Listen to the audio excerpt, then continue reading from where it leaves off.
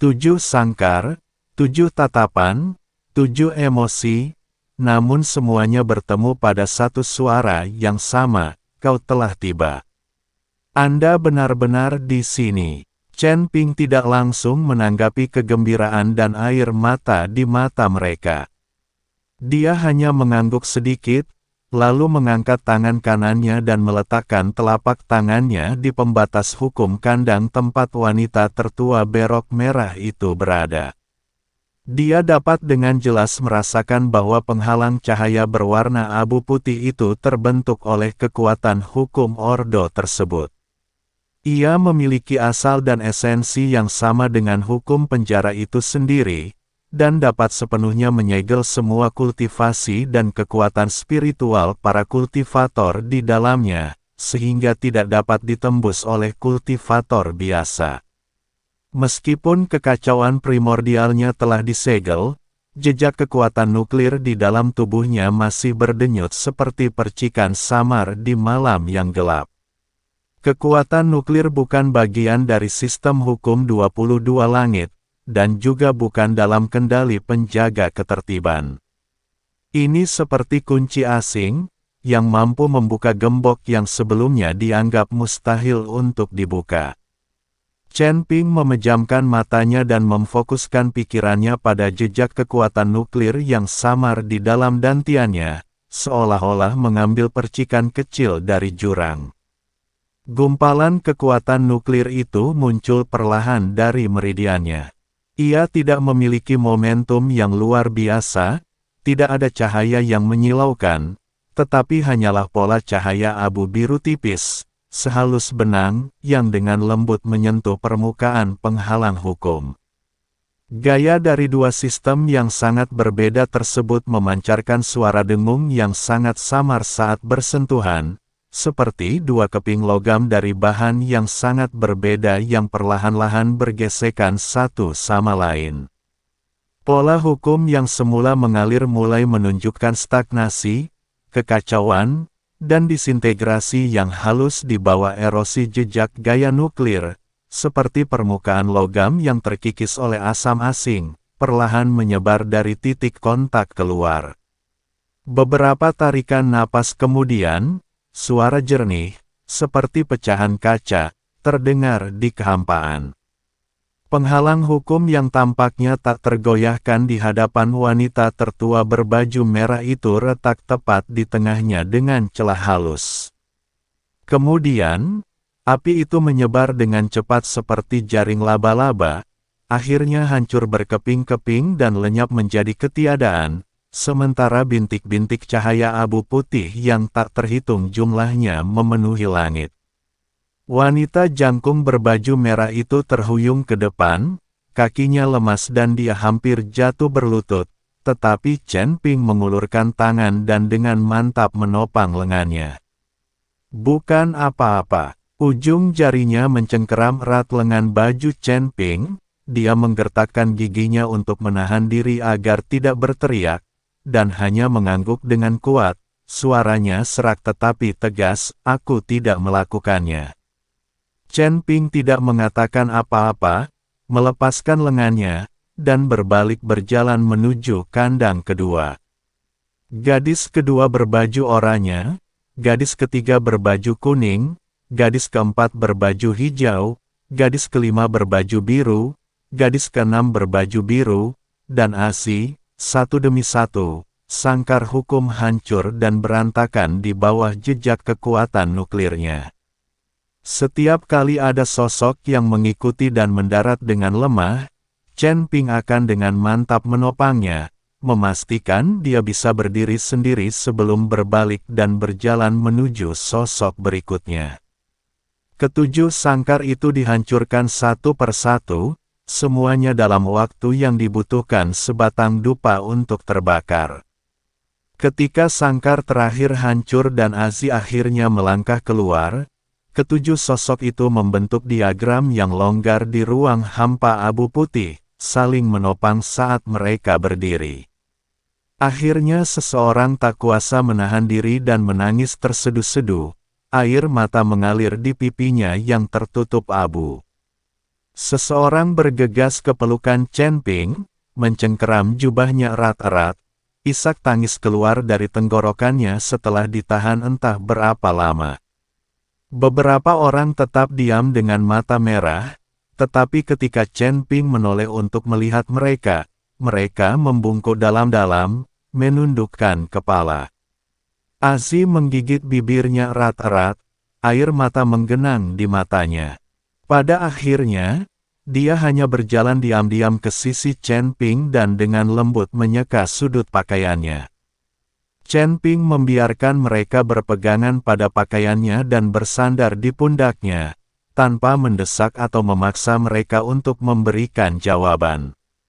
Dia hanya berdiri di sana dengan tenang, seperti gunung yang sunyi, memberikan satu-satunya dukungan bagi mereka yang telah berjuang dalam kesulitan yang sangat berat entah berapa lama. Setelah sekian lama, wanita tertua yang mengenakan gaun merah adalah orang pertama yang menenangkan diri, menyeka air mata dari sudut matanya, menarik napas dalam-dalam, dan menenangkan napasnya yang berdebar kencang. Ia mengangkat kepalanya, pandangannya tertuju pada wajah Chen Ping. Kegembiraan atas pertemuan kembali mereka telah ditekan secara paksa, digantikan oleh ekspresi yang sangat serius. Chen Ping, wanita tertua yang mengenakan gaun merah itu berbicara, suaranya masih serak, tetapi jelas dan lugas. Saat kami berada di dalam sangkar, meskipun kultivasi kami ditekan, penglihatan dan indera kami tidak sepenuhnya hilang. Melalui penghalang hukum itu, kita dapat melihat lebih jauh ke kedalaman penjara, bukan di sini, tetapi di wilayah yang lebih dalam dan lebih sentral dari kekosongan kelabu ini. Di sana terdapat beberapa benda yang sangat kuno, seperti rune atau retakan, yang berkilauan dengan cahaya hitam, seolah-olah telah disegel untuk waktu yang sangat lama. Dia berhenti sejenak, lalu menatap 6 orang lainnya. Wanita kedua yang mengenakan pakaian oranye dan yang lainnya mengangguk setuju, jelas telah melihat hal yang sama.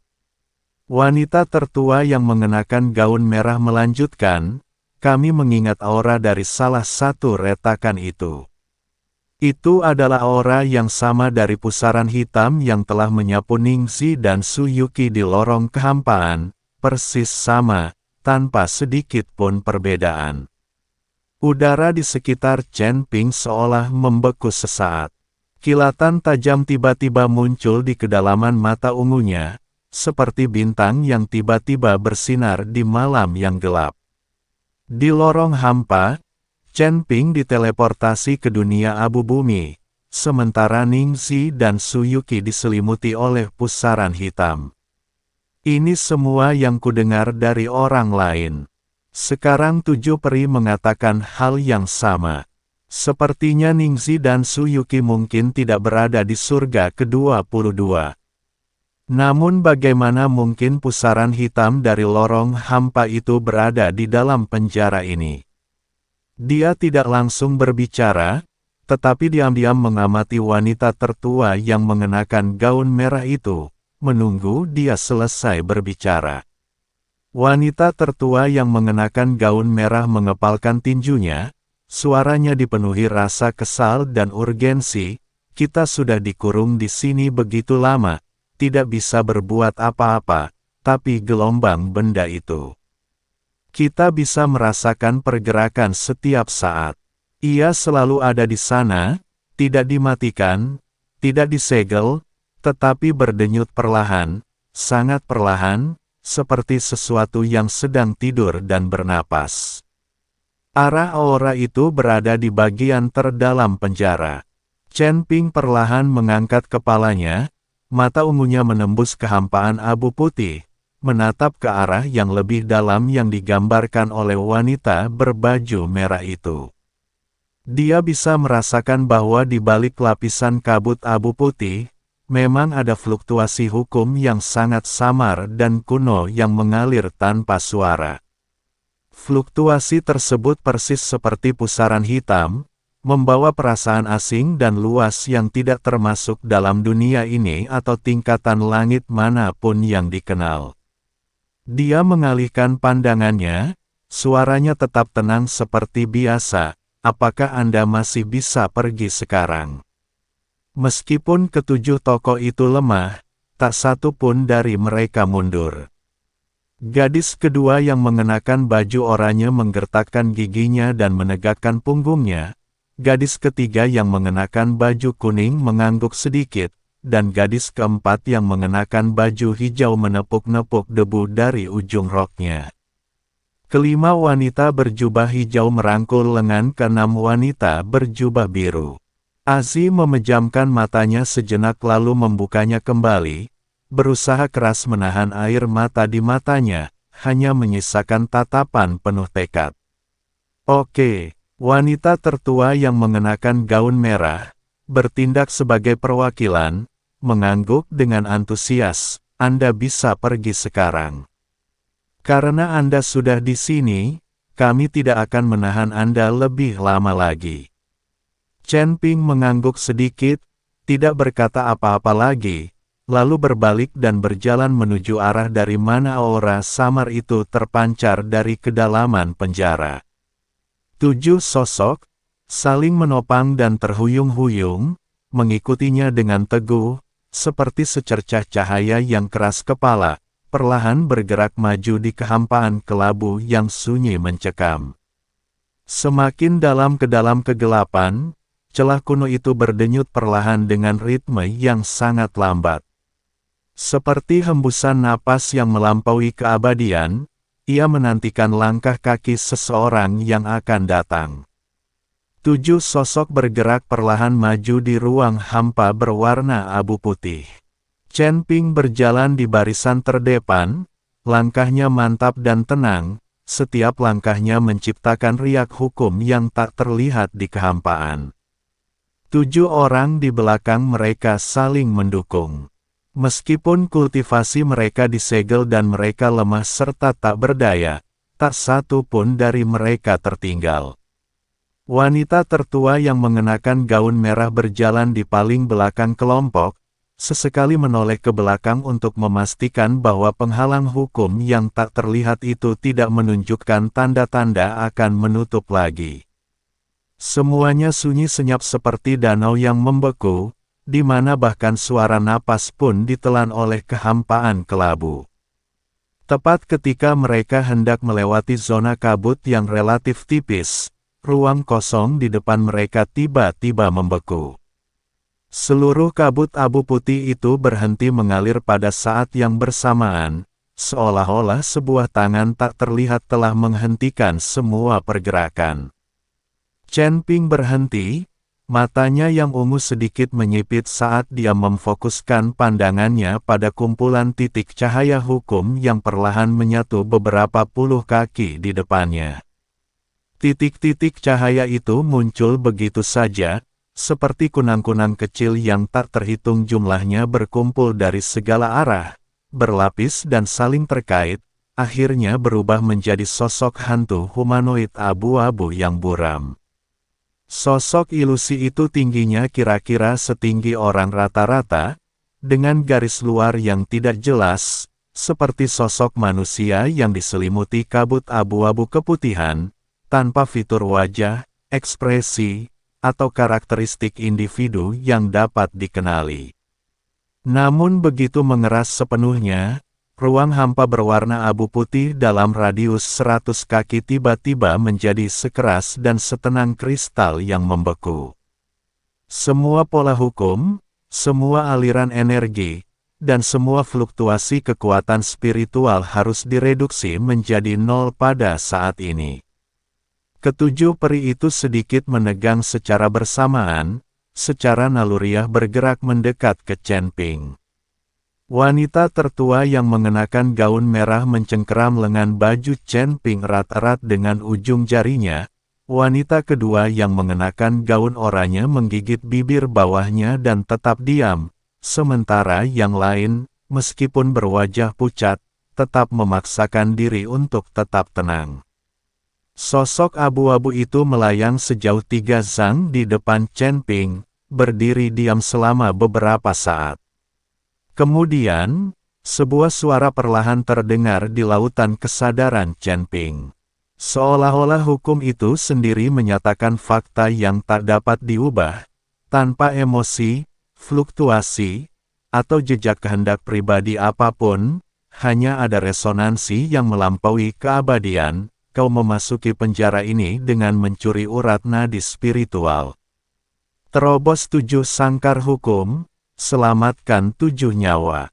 Selama kau di penjara, kau tidak menyebabkan kehancuran, mencuri kekuatan hukum, atau mencari keuntungan pribadi. Mengapa kau datang? Suara itu bukanlah bahasa, bukan telepati, bukan komunikasi spiritual, melainkan suatu bentuk transmisi informasi yang secara langsung terukir pada tingkat kognitif. Chen Ping dapat dengan jelas merasakan bahwa sosok ilusi itu benar-benar netral ketika menanyainya, tanpa tekanan pengawasan apapun. Tidak ada niat untuk melakukan pemaksaan, itu hanya seperti sistem kuno yang menjalankan kueri standar. Chen Ping tidak mengelak dari pertanyaan itu, juga tidak bertele-tele, dia menatap langsung sosok abu-abu yang halus itu, aku datang untuk menyelamatkan mereka. Mereka diasingkan ke sini setelah dianggap nakal karena secara tidak sengaja memasuki surga ke-22. Aku akan membawa mereka pergi. Sosok abu-abu itu terdiam sejenak, seolah sedang memproses informasi dan membandingkannya dengan aturan. Kemudian suara itu terdengar lagi, putusan telah ditetapkan. Alasan yang diberikan untuk pemenjaraan mereka adalah, tidak teridentifikasi dan melanggar batas wilayah, yang termasuk dalam lingkup tugas ordo tersebut. Kau menukarkan solusi dengan harga yang setara, kau menukar pencurian sumber spiritual dengan pemenjaraan, dan penghancuran sangkar dengan kebebasan para tahanan. Sebab dan akibat adalah sama, sesuai dengan aturan tatanan alam. Kau boleh pergi. Setelah suara itu mereda, sebuah saluran hukum yang sangat dangkal muncul di kehampaan, seperti pita abu putih yang perlahan terbentang, memanjang ke kejauhan yang tak berujung. Itulah arah jalan keluarnya. Begitu Anda melangkah masuk, penjaga orde akan langsung mengirim Anda kembali ke tempat tertentu di surga ke-22. Namun Chen Ping tidak bergerak. Dia berdiri diam, mata ungunya masih tertuju pada sosok abu-abu itu, suaranya tenang namun mengandung kepastian yang tak terbantahkan. Sebelum saya pergi, saya punya beberapa pertanyaan untuk Anda. Hantu abu-abu itu tidak berbicara, juga tidak menghilang, berdiri diam seperti prosesor yang menunggu perintah kueri berikutnya. Chen Ping memulai, 1000 tahun yang lalu, pasukan luar angkasa menyerbu surga ke-22, menyebabkan urat spiritual pecah, sumber daya menipis, dan semua ras binasa. Bencana itu bukanlah bencana alam, melainkan akibat dari persekongkolan klan ilahi Wutian dengan makhluk luar angkasa, yang menggunakan sumber daya seluruh dunia sebagai alat tawar-menawar untuk mendapatkan warisan Dao Agung energi nuklir.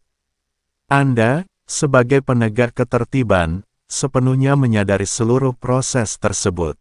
Mengapa Anda tidak ikut campur? Sosok abu-abu itu terdiam sejenak. Suara itu terdengar lagi, masih dingin, netral, dan tanpa emosi apapun. Tugas para penjaga ketertiban adalah menjaga stabilitas di tingkat surgawi, bukan untuk ikut campur dalam perebutan kekuasaan, alokasi sumber daya, atau naik turunnya ras. Invasi oleh pasukan ekstraterestrial 1000 tahun yang lalu menyebabkan penipisan sumber daya dan penderitaan yang meluas. Tetapi hal itu tidak menggoyahkan batasan hukum antara surga ke-22 dan tingkatan yang berdekatan. Struktur hierarki di surga tetap utuh, oleh karena itu ordo tersebut tidak ikut campur. Mata ungu Chen Ping sedikit menyipit, jadi satu-satunya tanggung jawabmu adalah menjaga batasan hierarki, dan hidup dan mati makhluk hidup, naik turunnya kekuatan, dan menipisnya sumber daya bukanlah urusanmu. Benar, suara itu menjawab tanpa ragu-ragu. Hierarki surgawi terdiri dari 36 surga, yang masing-masing merupakan tingkatan hukum yang independen, dan terdapat batasan hukum alam di antara tingkatan-tingkatan tersebut.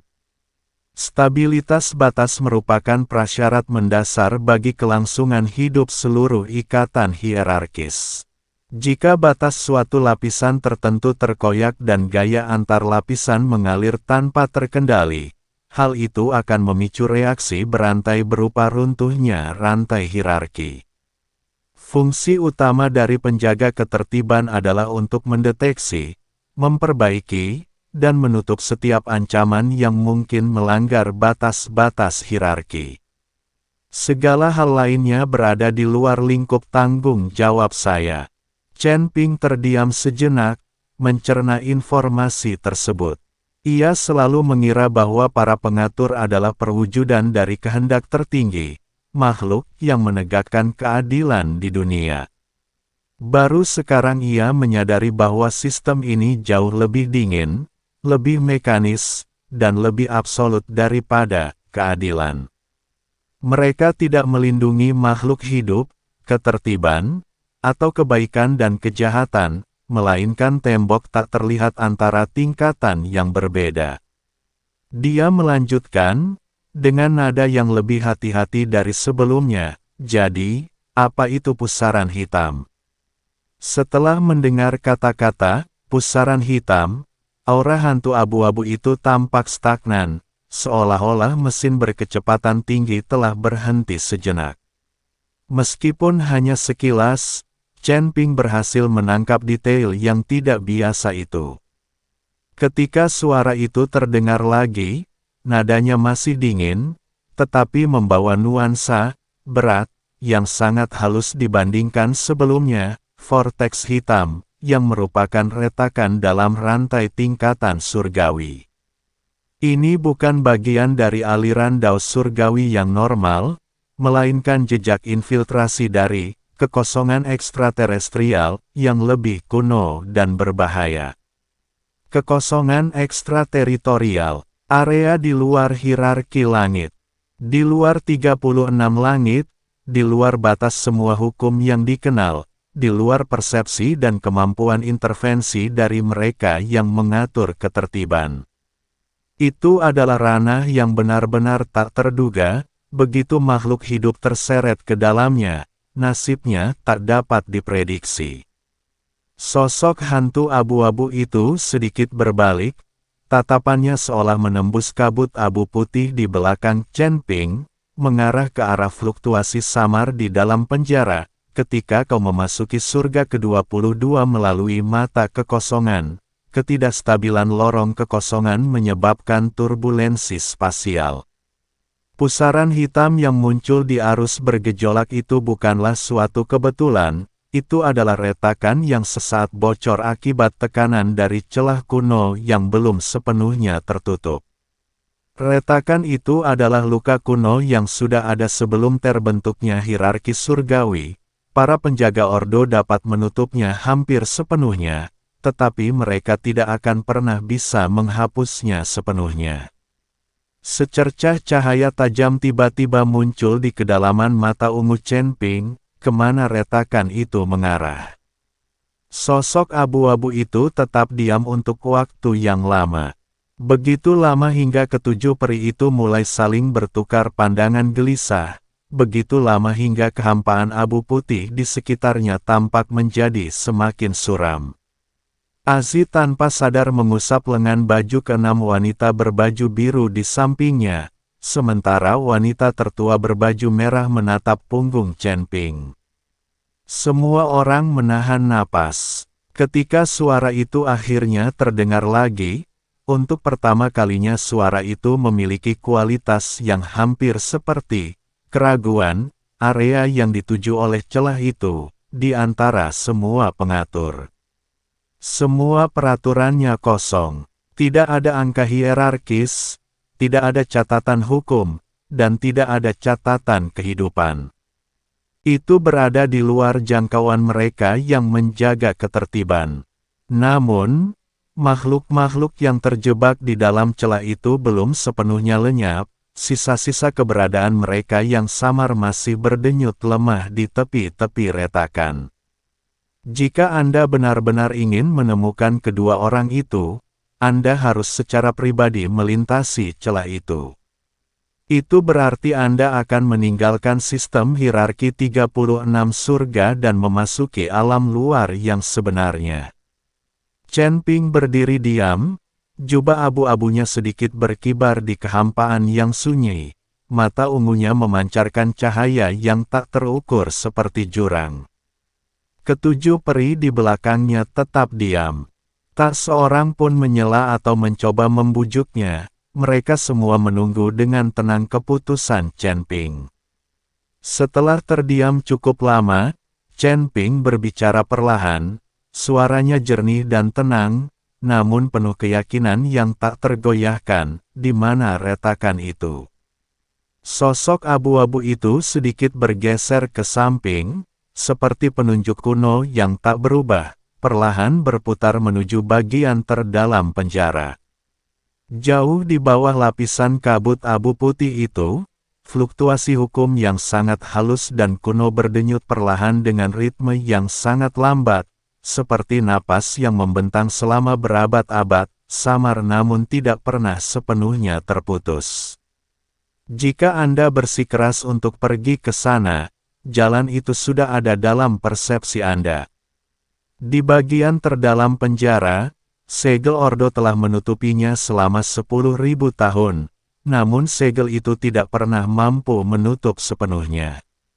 Namun ingat, ordo ini tidak dapat melindungi Anda, tidak dapat menanggapi Anda, dan tidak dapat membawa Anda kembali ke masa lalu di kehampaan luar. Begitu Anda melangkah ke celah itu, Anda akan sepenuhnya terlepas dari sistem hierarki 36 surga, menjadi eksistensi di luar catatan hukum.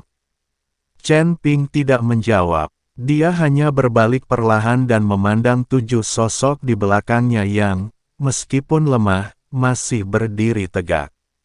Tatapannya menyapu wajah wanita tertua berbaju merah, wanita kedua berbaju oranye, wanita ketiga berbaju kuning, wanita keempat berbaju hijau, wanita kelima berbaju biru, wanita keenam berbaju biru, dan wanita ketujuh berbaju ungu, ASI.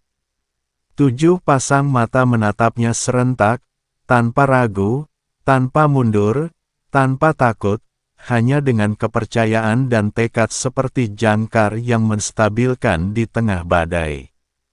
ASI mengangguk dengan kuat, matanya merah. Wanita berbaju merah itu tidak berkata apa-apa lagi, hanya mengangguk sedikit padanya. Dia mengalihkan pandangannya dan mengambil langkah pertamanya menuju arah dari mana aura samar itu terpancar dari kedalaman penjara. Jubah abu-abunya berkibar, langkahnya mantap, seperti pisau tajam yang perlahan ditarik dari sarungnya, dengan tekad bulat menuju negeri tak dikenal yang membentang tanpa batas.